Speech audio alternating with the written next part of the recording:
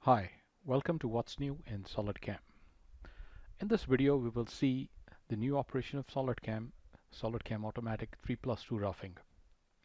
In our earlier videos we've seen the automatic and semi-automatic method, whereas in this video we will see the manual method in which the planes are defined by the user, or the directions are defined by the user. So I'll select the manual method and I will add the direction. So my first direction is going to be the default Z direction. The next direction I'll add is going to be this direction, or normal to that plane.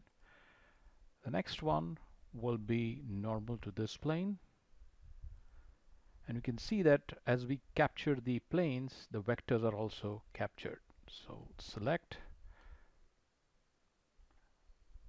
and I'll add this plane and one more. I'll select and I'll add this plane. So in total I have got 5 faces, or what we call as a 5-sided machining.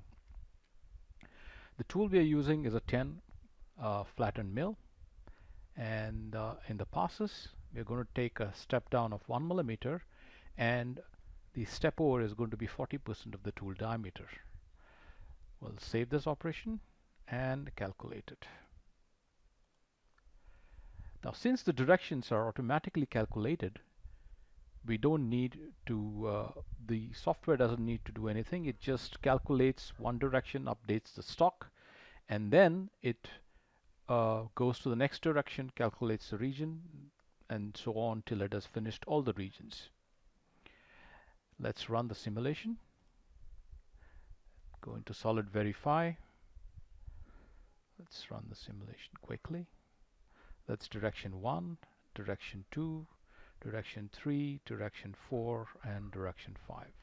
So automatically you can see that the directions that were picked by the users are machined by SolidCAM's automatic 3+2 roughing.